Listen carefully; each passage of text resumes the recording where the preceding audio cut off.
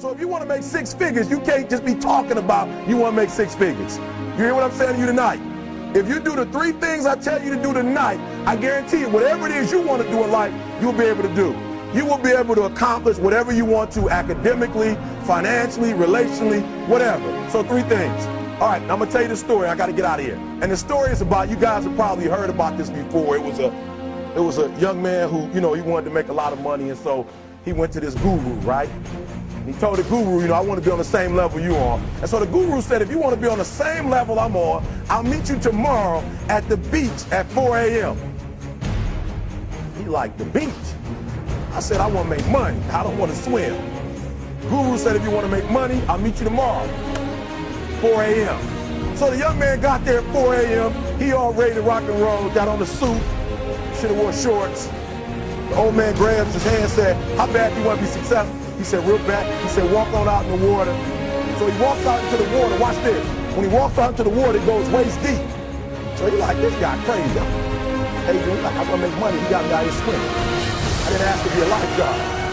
I want to make money. He got me in. So he said, come out a little further. Walked out a little further. Then he had it right around this area, the shoulder area.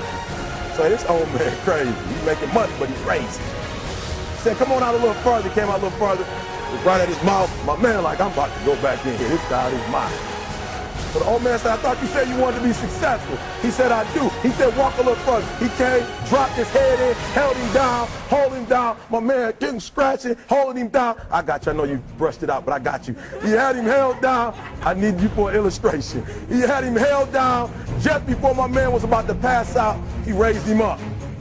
He said, I got a question for you. Somebody answer the question for me. He said, when you were underwater, what did you want to do? Lee, I'm looking for a different word though than live. What's that word? He said, I wanted to breathe. He told the guy, he said, when you want to succeed as bad as you want to breathe, then you'll be successful. I don't know how many of y'all got asthma in here today, but if you ever had an asthma attack before, you short of breath, SOB, shortness of breath, you wheezing. The only thing you're trying to do is get some air. You don't care about no basketball game. You don't care what's on TV. You don't care about nobody calling you. You don't care about a party. The only thing you care about when you're trying to breathe is to get some fresh air. That's it. And when you get to the point where all you want to do is be successful as bad as you want to breathe, then you'll be successful. And I'm here to tell you, number one, that most of you say you want to be successful, but you don't want it bad. You just kind of want it. You don't want it badder than you want to party. You don't want it as much as you want to be cool. Most of you don't want success as much as you want to sleep. Some of you love sleep more than you love success. And I'm here to tell you today, if you're going to be successful, you've got to be willing to give up sleep. You got to be willing to work off for 3 hours of sleep, 2 hours. If you really want to be successful, some days you're going to have to stay up 3 days in a row. Because if you go to sleep, you might miss the opportunity to be successful. That's how bad you got to want it. You got to go days without, listen to me, you got to want to be successful so bad that you forget to eat. Beyonce said once she was on the set doing her thing, 3 days had gone by, she forgot she didn't eat. Because she was engaged. I never forget when 50 Cent was doing his movie, I did a little research on 50, and 50 said that when he wasn't doing the movie, he was doing the soundtrack. And they said, when do you sleep, 50? Sleep. He said, sleep. Sleep is for those people who are broke. I don't sleep. He said, I got an opportunity to make a dream become a reality. Football players, how many football players? Got anybody like football in here? Raise your hand. Anybody like football? Emmitt Smith. I used to be a Cowboy fan before they did my boy Tom Landry wrong. I used to be a Cowboy fan. And watch this, there was a commercial. Emmitt Smith had won his first Super Bowl, and he had this commercial when he was lifting weights. I don't know if you saw the commercial when he was lifting, and Emmitt said, you know what? I won the Super Bowl, so I can rest now. He was doing his bench press. So he said, I won the Super Bowl, so I can rest now. So he throws up about 325, boom, and he rests for about 2 seconds. And he's boom, boom, boom. Did you see that? He'd already won a Super Bowl. He said, I think I'm going to take a rest. And he rests for how long? 1 second. Most of you won't be successful because when you're studying and you get tired, you quit. And I'm here to tell you today, if you got somebody came to my office the other day crying. I said, look, don't cry to give up. Cry to keep going. Don't cry to quit. You already in pain. You already hurt. Get a reward from it. Don't go to sleep until you succeed. Listen to me. I'm here to tell you today that you can come here, you can jump up, you can do flips, you can be excited when we give away money. But listen to me, you'll never be successful until I don't have to give you a dime to do what you do. You won't be successful until you say, I don't need that money, because I got it in here. So listen to me. Emmitt Smith said this at the end of the commercial. Emmitt Smith said, all men are created equal. Some work harder in preseason. I'm going to say it again because you might have missed it. All men are created equal. Some work harder in preseason. So that means that there are some people who are going to see the professor, going to see the TA. And even when the professor says, I don't meet with you, my TA meet with you, you say, I don't want to talk to your TA. I don't pay the TA. I pay you to teach me. So you're going to have to find some time to meet me. If I got to meet you at the mall, if I got to meet you at your house, you are going to see me. Listen to me. All men are created equal. Some work hard in preseason. When I went to college, guys were way smarter than me. 4.0s, 3.0. They went to the Ivy League high schools, came to Oakwood from these great high schools. Most of them are not doing what I'm doing. Why? Because it's not about where you come from. It's about heart. You come to a place where, being smart ain't enough. You got to have heart. That's number one. Watch number two. Number two, catch number two. I wrote it down. I wanted to make sure you got it. It says, watch this. We're talking about sacrifice now. The important thing is this. You're right in why I'm saying it, because I only have about 3 more minutes. Listen to me. The most important thing is this. To be able at any moment to sacrifice what you are for what you will become. That's the number 2 thing. You got to catch that one. To be able to, listen to me, at any moment. Some of you can make sacrifices when Monday Night Football is not on. You can make a sacrifice. But when the game come on, for some reason, you just attach to it. For some of you, when your favorite show come on, you can make sacrifices on Sunday when ain't nothing going on. But when your favorite show comes on Monday, bam, some of you focus until the phone ring, and then you like, I gotta answer it. If I don't answer the phone, I'm gonna die. I'm saying to you today that there are some of you, if you give up your cell phone, you would be successful. But your cell phone is more important to you than your success. I'm going to say it again. I'm going to hurt somebody. I'm going to hurt somebody. Some of you need to give up your cell phone, because the time you spend on your cell phone could be used for your success. The time you could be using to be successful, you're using it on the cell. And the cell phone is not bringing you nothing but a bill. And somebody has told you you couldn't live without it. I'm talking about going deep now, giving up stuff. Watch what it says. To be able at any moment to sacrifice what we are for what we could be. I don't do well in math. You're right. You ain't never studied.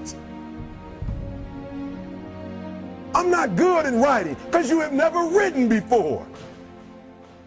But I dare you to fail in writing for a whole year to see if you can get to the end. I dare you to fail. I dare you to take that same class over and over again. I dare you to stop dropping classes like you soft. Always want to give up. I'm dropping. Why are you dropping? I'm so grateful that the slaves didn't drop and quit. Say, I'm just going to stop. I'm a slave. I'm just going to be a slave. I'm going to quit. Listen to me. The slaves said, we will live because one day we will become. We won't always be slaves. So today, although we're slaves, we're going to act like we're free, and one day our children will be free. If the slaves would have just said, we quit, we give up, we would have died in the middle passage. But some slaves said, I don't care what we go through, we're going to survive this. 400 years of slavery, we're going to get through this. And you can't get through it 1825. You can't get through a writing class, and you got tutor after tutor, resource after resource. The problem is, you ain't never felt no pain before. You're soft. It's a soft generation. You quit on everything. Our people did not quit. Harriet Tubman not only made it, she went back and got some more. She said, you know what, I made it, but I'm going to walk listen to me, shh, not ride the bus. I'm going to walk all the way back down to the south to get some more. And you quitting on 1825? Now watch this. You quit after you, listen to me, you get a sleeping bag and you wait for him. You wait for the first WRA instructor to come in and you come out your sleeping bag, I need help. You quit after you do that. You quit after you had, listen to me, a WRA party. I'm having a party, everybody come over. I got food, everything, and let them get over there. Let it be all the best writers. All right, I food y'all. I want to have a writing party.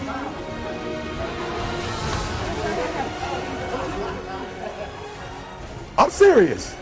You quitting and you ain't even tried yet. Last one, I'm sorry. Last one. Listen to me. Pain is temporary. It may last for a minute, or an hour, or a day, or even a year. But eventually, it will subside. And something else will take its place. If I quit, however, it will last forever. Listen to me, I'm telling you as I leave. I was homeless for 2.5 years. And the problem with most of you, you never felt no pain before. Y'all spoiled. Y'all spoiled. Some of y'all spoiled. Just bottom line. Your parents have done everything for you. You never had to do nothing for yourself. You're spoiled. We're going to keep it real tonight. Some of you are spoiled brats. Every time you ever got in trouble, somebody in your house got you out of it. Every time you've done something you're not supposed to do, people say, Eric, your mother's a tyrant. You're right. She kicked me out. You're right. She's mean, but she developed a man because she put me out there and said, you're going to have to grow up. And some of you have never learned to grow up. And so every time something get hard, you quit, you call mama. I dare you to take a little pain. I dare you. I dare you not to go home. Somebody said, I don't go home, I feel bad. Go through it. You ain't going to die. At the end of pain is success. You're not going to die because you're feeling a little pain. I'm not eating like I eat at home.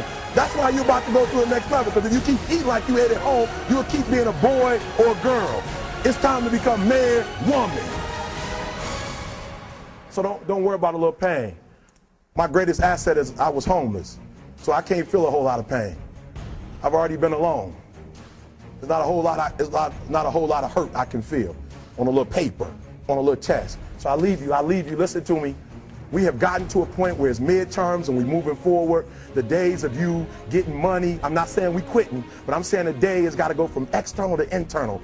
You have to give it everything you got. No more TV, no more parties, no more playing. If you don't have a 4.0, what you need to be doing is studying. Get off the phone. I'm sorry, I'm not available until the end of this year. No, I'm for real. You reached the right number, but you called me at the wrong time. Call me back January 1st. I'm about to get busy now. Huh?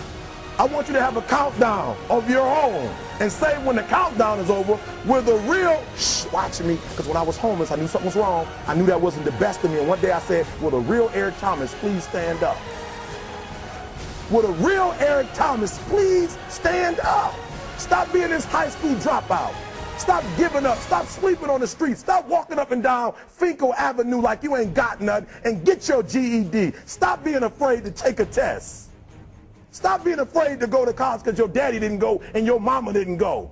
Stop being afraid and be the best Eric Thomas you can be. But listen to me, it's going to be hard. It took me 12 years to get a 4-year degree, but I got it. And guess what? On a degree, it don't have dates. So if it took you 4 and it took me 12, it don't show up nowhere. But I'm exactly where I wanted to be because I realized I got to commit my very being to this thing. I gotta breathe it, I gotta eat it, I gotta sleep it. And until you get there, you'll never be successful in life. But once you get there, I guarantee you, the world is yours. So work hard and you can have whatever it is you want. Thank you guys for your time.